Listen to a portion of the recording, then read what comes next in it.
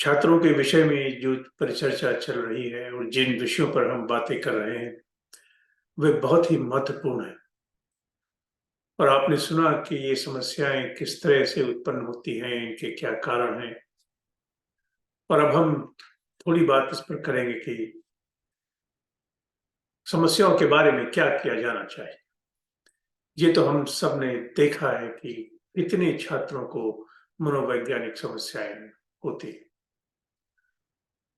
और हम इसके पहले कि ये हम प्लान करें कि किसी भी समस्या के लिए क्या किया जाना चाहिए, वही समस्याएं किस तरह दिखाई पड़ती हैं, ये जानना जरूरी है। तो संक्षेप में कहें तो मनोवैज्ञानिक समस्याएं मनोवैज्ञानिक लक्षण के रूप में, जैसे कोई छात्र कहेगा मैं तनाव महसूस करता हूँ, या मुझे डर लग रहा है, या मुझे भय लग रहा है, या मुझे याद नहीं रहता है। ये सारे जो लक्षण हैं, ये मनोवैज्ञानिक लक्षण के नाम से जाने जाते हैं। या तनाव भौतिक या शारीरिक लक्षणों से भी उत्पन्न दिखाई पड़ता है। जैसे कोई छात्र कहेगा कि मुझे पीठ में दर्द है, मुझे सर में दर्द है, मुझे भूख नहीं लगती, मुझे नींद नहीं आती, इत्यादि। ये दोनों तरह के लक्षण पाए जा सकते हैं। तो हम देखेंगे कि कुछ छात्र ऐसे हैं जो सिर्फ तनाव के बारे में या तो बातें करेंगे, एक्सप्रेस करेंगे, बताएंगे, या शरीर में किसी अंग में किसी तकलीफ की तरफ इंगित करें। फिर इसके बाद इनमें कुछ ऐसे भी हैं जिनमें मानसिक रोगों की के लक्षण भी दिखाई पड़े। उदाहरण के लिए ये हो सकता है कि कोई छात्र तनाव में हो और उसे उदासी की समस्या भी महसूस हो, और उसी के साथ साथ ये उदासी की समस्या जितने लोगों में है उनमें से कुछ को निराशा या भय, आवाजें सुनाई पड़ना, या न जीने की इच्छा उत्पन्न होना, ये सिम्टम भी आके जुड़ जाते हैं।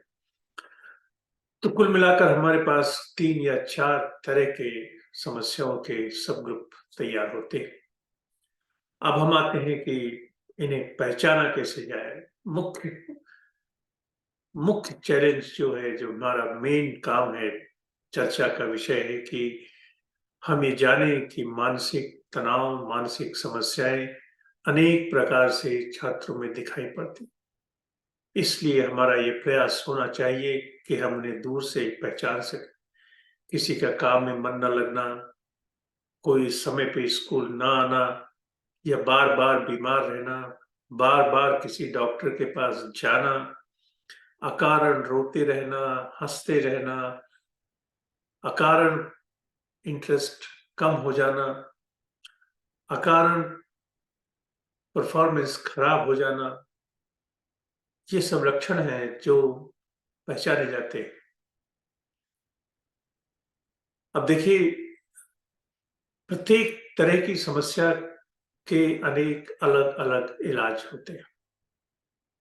हम इलाज एक ब्रॉडर कॉन्सेप्ट में कहते हैं, हम बीमारी का नाम नहीं लेते। हम ये कहें कि हम मनोवैज्ञानिक समस्याओं के लिए मनोवैज्ञानिक आधार कैसे उत्पन्न करें। पहला काम तो है कि हम सही-सही आकलन कर सकें कि समस्या की तीव्रता कितनी है। अगर समस्या ऐसी है जिसमें तुरंत किसी डॉक्टर के पास, किसी अस्पताल में या किसी ऐसी क्रिया की आवश्यकता नहीं है जिसमें कोई घातक परिणाम होने की आकांक्षा हो, तो बातचीत से इलाज होता है। अब जब हम स्कूल में होते हैं या अध्यापकों के सामने होते हैं, तो वहाँ का कर्तव्य क्या है? हमें ये देखना है कि मामला और ज़्यादा ना बिगड़े। एक बार आपने लक्षण अगर पहचान लिए हैं, तो उसको बुलाकर उससे बात करें, उसके घर वालों को बुलाएँ और कन्फर्म करें कि ये सच है या नहीं। ऐसे लोगों से बात करें जिससे वो छात्र खुलकर बात करता हो, और जब ये कन्फर्म हो जाए कि ये लक्षण मनोवैज्ञानिक लक्षण हैं, बहुत से स्कूलों में प्रशिक्षित मनोवैज्ञानिक काउंसलर, सलाहकार आजकल होते हैं। और अगर नहीं होते हैं तो मेरा ख्याल है कि ऑनलाइन सुविधा भी होनी चाहिए। और अगर नहीं है तो मुझे विश्वास है कि आने वाले कुछ दिनों में ज़रूर लोग प्रोत्साहित होंगे और ऐसी सुविधाएँ लेकर सामने आएँगे, जिसमें स्कूल के टीचर, अध्यापक फ़ोन पर बात करके ऑनलाइन जाके ये कन्फर्म कर सकें कि किसी एक छात्र को जो भी समस्या है, वो क्या कोई मनोवैज्ञानिक समस्या है। अक्सर लोग इस बहस में उलझ जाते हैं कि ये बुखार की वजह से हुआ है या सर दर्द की वजह से हुआ है या कोई पेट में दर्द की वजह से हुआ है। तो वो इस दलदल में फँस जाते हैं कि समस्या या तो भौतिक हो सकती है या मनोवैज्ञानिक हो सकती है, मगर दोनों नहीं हो सकती। मामला यहाँ नहीं है। ये बात हमें जान लेनी चाहिए कि लगभग 30 से 40% लोगों में दोनों समस्याएँ साथ-साथ होती हैं। ऐसा कुछ भी नहीं है कि जिसे बुखार हो, उसे उदासी नहीं होगी या जिसे उदासी की बीमारी है, उसे बुखार नहीं हो।